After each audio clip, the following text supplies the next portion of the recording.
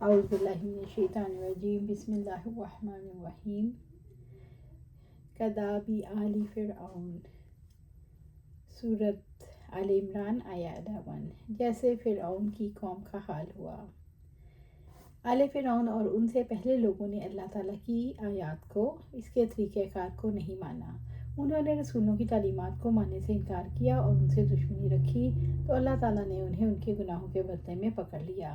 والذین من قبلہم، اور ان سے پہلوں کا، پہلوں سے مراد پہلی امتیں ہیں، مثلاً قوم نوح، قوم ہود، قوم شعیب وغیرہ۔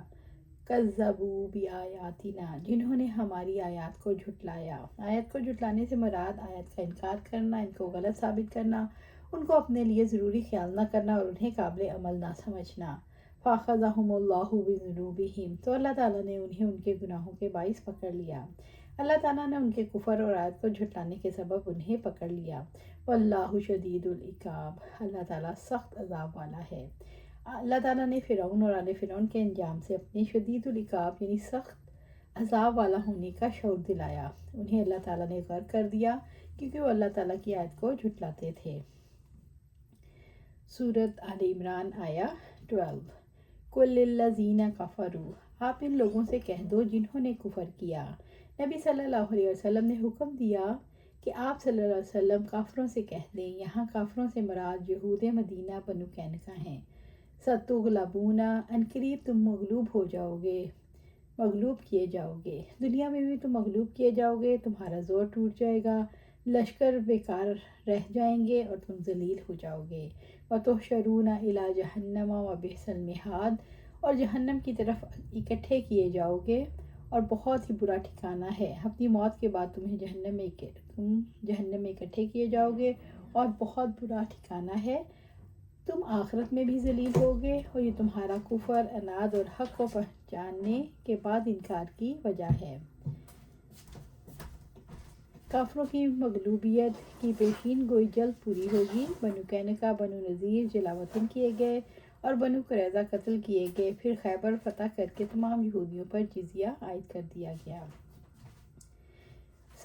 سَتُغْلَبُونَ وَتُحْشَرُونَ إِلَىٰ جَهَنَّمَ، عنقریب تم مغلوب کیے جاؤ گے اور جہنم کی طرف اکٹھے کیے جاؤ گے۔ یہ الفاظ انسان کو اس کی سرکشی کے بارے میں سوچنے پر مجبور کرتا ہے۔ کفر حق کو چھپانا بھی ہے اور سرکشی کا رویہ بھی۔ مغلوبیت کے ساتھ جہنم کی طرف اکٹھے کیے جانے کے الفاظ سے انسان سرکشی کی وجوہات پر غور و فکر کر کے سرکشی چھوڑنے کے لیے اندر سے مجبور ہو جاتا ہے۔ وَبِئْسَ الْمِہَادُ، اور بہت ہی برا ٹھکانہ ہے۔ کہ الفاظ تو مہر ثابت کر دیتے ہیں اور انسان اگر شعور سے کام لینے والا ہو تو کفر چھوڑنے کا فیصلہ کر لیتا ہے۔ سورۃ آل عمران آیا 13 قَدْ كَانَ لَكُمْ آیہ، یقیناً تمہارے لیے ان دو گروہوں میں ایک نشانی تھی، یعنی یہود، یقیناً تمہارے لیے غزوہ بدر میں عظیم عبرت تھی۔ اللہ تعالیٰ نے واضح کر دیا وہ اپنے دین کو غالب کرے گا، اپنے کلمے کو سربلند کرے گا اور اپنے رسول اور مومنوں کی مدد کرے گا۔ فی فئتین التقاتا، دو گروہوں میں جو ایک دوسرے کے مقابلے میں آئے، یہ معاملہ غزوہ بدر میں ہوا۔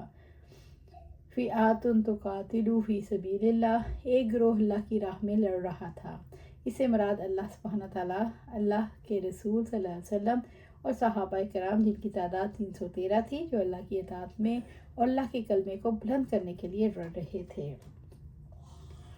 وَأُخْرَىٰ کافرہ، اور دوسرا گروہ کافر تھا۔ کافروں اور مومنوں میں اخلاقی اعتبار سے واضح فرق تھا۔ کافروں کے لشکر میں شراب کے دور چل رہے تھے، ناچنے اور گانے والی لونڈیاں آئی ہوئی تھیں اور خوب داد و عیش جاری تھی، جبکہ مسلمان لشکر میں پرہیزگاری، خدا خوفی اور انتہا درجے کا نظم و ضبط ان کی نمازوں کے ذریعے پتہ چل رہا تھا۔ بات پر اپنی قوت کا نہیں، اللہ تعالیٰ کا نام تھا اور اسی کے آگے دعائیں التجائیں تھیں۔ یرونہم مثلیہم رأی العین، وہ کھلی آنکھوں سے انہیں اپنے سے دو گنا دیکھتے۔ مومن اپنی آنکھوں سے دیکھ رہے تھے کافی تعداد میں ان سے بہت زیادہ ہیں۔ یہ اضافہ 3 گنا سے زیادہ تھا، لیکن اس کے باوجود اللہ تعالیٰ نے مسلمانوں کو کافروں پر فتح فرمائی۔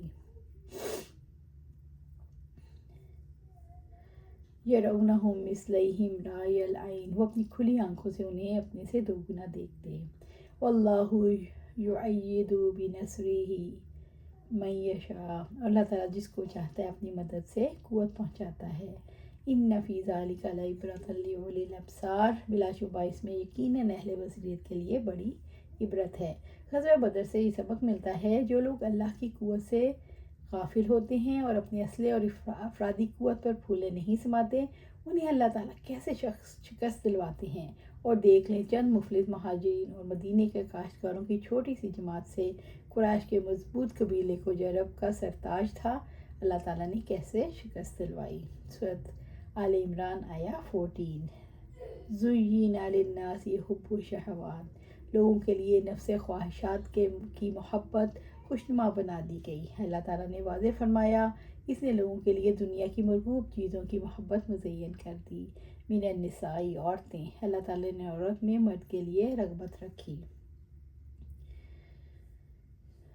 والبنین، اور بیٹے، والقناطیر المقنطرۃ من الذہب والفضہ، اور سونا چاندی کے جمع کیے ہوئے خزانے، والخیل المسومۃ، اور نشان زدہ گھوڑے، والانعام، اور مویشی جانوروں پر عرب کی معیشت کا انحصار تھا، ان کی وجہ سے وہ ایک دوسرے پر فخر کیا کرتے تھے۔ والحرث، اور کھیتی، کھیتوں کے ساتھ انسانی اور حیوانی زندگی کی بقا ہے۔ ذالک متاع الحیات الدنیا، یہ سب دنیا کی زندگی کا سامان ہے۔ یہ مرغوبات زندگی دنیا کی زندگی کے لیے ضروری سامان ہے، ہمیشہ کی اعلیٰ زندگی کا سامان نہیں۔ ان مرغوبات سے زیادہ قیمتی، زیادہ بلند اور زیادہ پاکیزہ مقصد آخرت کی کامیابی ہے۔ واللہ عندہ حسن المآب، اور اللہ تعالیٰ کے پاس بہت اچھا ٹھکانہ ہے۔ ابو ہریرہ رضی اللہ تعالیٰ عنہ فرماتے ہیں کہ آپ صلی اللہ علیہ وسلم کو فرماتے سنا، بے شک دنیا ملعون ہے، اور جو کچھ دنیا میں ہے وہ بھی ملعون ہے، سوائے اللہ تعالیٰ کی یاد اور اس چیز کے جس کو اللہ تعالیٰ پسند کرتا ہے، یا عالم علم والے اور متعلم علم سیکھنے والے۔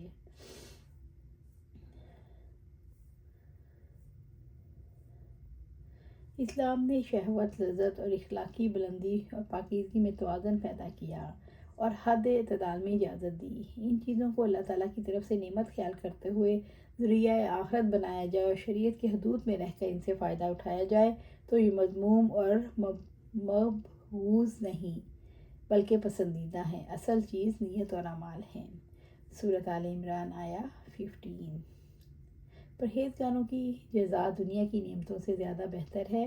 اس کی وضاحت قُلْ أَنُبِّئُكُم بِخَيْرٍ مِّن ذَلِكُمْ، آپ کہہ دیں کیا میں تمہیں ان سے بہتر چیزیں نہ بتاؤں؟ لِلَّذِينَ اتَّقَوْا عِندَ رَبِّهِمْ جَنَّاتٌ تَجْرِی مِن تَحْتِہَا الْأَنْہَارُ، پرہیزگاروں کے لیے ان کے رب کے پاس جنتیں ہیں جن کے نیچے نہریں بہتی ہیں۔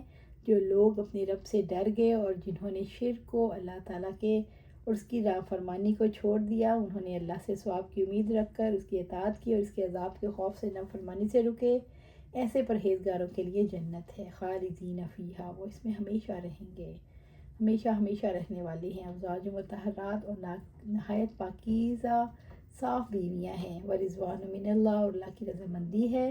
ورضوان من اللہ اکبر، اور اللہ کی تھوڑی سی رضامندی سب سے بڑی ہے۔ واللہ بصیر بالعباد، اور اللہ تعالیٰ بندوں کو خوب دیکھنے والا ہے۔ جو شخص ہمیشہ کی زندگی کو اپنی توجہ کا مرکز بنائے تو دنیا کی رونقیں اس کی نظر میں حقیر ہو جائیں گی، اس کا دل سے اس یقین سے بھر جائے گا کہ آخرت کا معاملہ اللہ کے اختیار میں ہے۔ ایسا شخص اللہ تعالیٰ سے ڈرے گا، ایسا آخرت کے لیے زیادہ حرص کرے گا، ایسا شخص معاملات میں اپنی خواہشات کے پیچھے نہیں بھاگے گا۔ اس کی تنہائیاں رب کی محبت میں بسر ہوں گی، اس کے پاس اس کے سوا کہنے کے لیے کچھ نہیں ہوگا، اے میرے اللہ مجھے معاف کر دے۔ اللہ سبحانہ تعالیٰ سے دعا ہے ہمیں قرآن و سنت پر عمل کرنے کی توفیق دے، اس پر جما دے اور جنت الفردوس کے اعلیٰ مقام پر اپنے پاس گھر عطا فرمائے، آمین یا رب العالمین۔